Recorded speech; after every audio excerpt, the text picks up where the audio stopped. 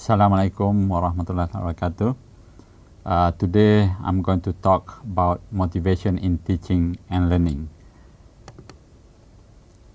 So for people doing business, they always talk about location. So to them location is very important. That's why when people talk about business, they say location, location, location. They repeat it many times.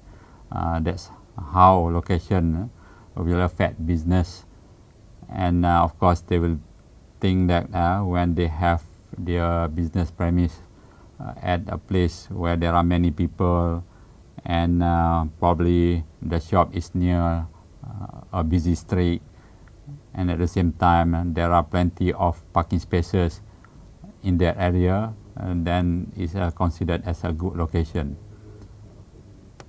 But for learning, we are going to talk about motivation, and it's very important.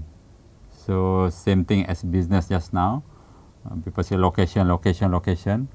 For learning, we have to mention and repeat this motivation, motivation, motivation many times, because motivation is very important for the purpose of learning. And before we go further, let's look at the definition for motivation. So we can find motivation as the desire to achieve a particular goal that we set, and at the same time we need, through motivation, the energy to work towards achieving that particular goal. And other people probably will define motivation slightly different. But from time to time, if you look at the definition of motivation, most of them we can narrow to about the same meaning. So some other meanings on motivation is probably some people will say that is to move something, and another people will say that to get something or someone moving, and another person might define motivation as a reason for behaving in a particular way. Either people through motivation can start doing something which is good, and sometimes if you talk about goodness, we also look at motivation to stop people from doing something bad. And for the theories on motivation, there are a few theories that we are going to discuss today. The first one, we call it instinct theory, where in this theory we relate motivation as the push through natural behavior. Somebody is motivated because of his just natural. No? For example, we will tend to eat when we feel hungry, so that's natural. And also, if we are thirsty, then we go for a drink. So that's quite natural as well. So eating, drinking, and a few other things, they are considered as a quite natural thing for us to do.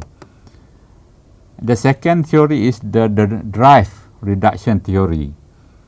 So when we talk about reduction, when we attain something, when we have something, then that's going to reduce the drive.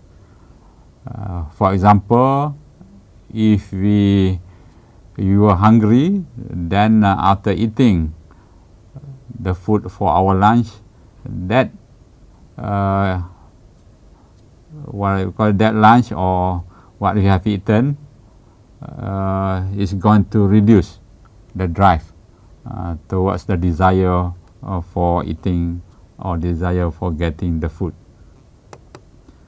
And the third theory is the arousal theory. This is to do with people doing something because they are excited about doing something which is considered good to them, and also probably when they do this thing, they got a feeling, good feeling. They are quite happy to do such things. That is related to arousal theory, and another theory is the incentive theory. So in this case, sometimes we are motivated to do something. For example, to eat, even though we have eaten an hour ago and we are not that hungry. But when we smell something from the kitchen or from the restaurant, then that smell will lure us to go for another plate of rice, for example, with the curry or whatever that we smell from the kitchen. So that's what we call incentive theory. We go and eat, for example, although we are not that hungry. So the questions regarding teaching and learning at universities, we can ask a few questions. Why students who are studying at the same university as UTM, and not just at the same university, they are at the same faculty, and sometimes they are doing the same course, and the same lecturers are teaching them. But we can see out of that particular group, we can see different performance, and the students achieve different grades. So that's what we should question. With the same facilities, the same environment, but people perform differently and they achieve differently as well. We hope that if we really understand motivation and we put motivation into work, then we are going to reduce the differences in the students' performance and their achievements.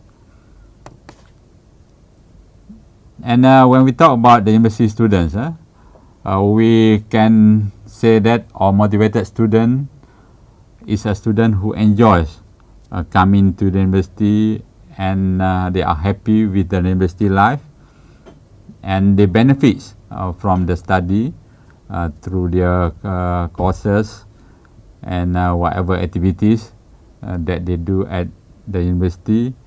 And at the end of the semester or at the end of their course, they achieve the requirements. They can graduate with the what we call the amount of time spent which is given to them before they enter the university or before they register themselves for the study, and this is considered as a motivated student. Next, we talk about motivation level.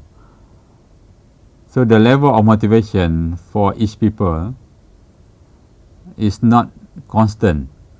It varies from time to time, and if we talk about students, they can be considered as having high motivation at the start of the semester, where they just arrived from their hometown, and because they are burdened with the workload towards the middle of the semester, probably the motivation is getting lower. Then when it's near the exam time, because of their willingness to get a high grade, probably the motivation level will rise again, because lecturers tend to push them to study hard at the end of the semester, or probably their parents also keep telling them to perform well for their exams. So we can see the level of motivation fluctuates during the semester, and even the students also, if we talk about the motivation level, the motivation level also fluctuate even during the lecture hour. The first 10 minutes, in the middle of the lecture hour, and at the end of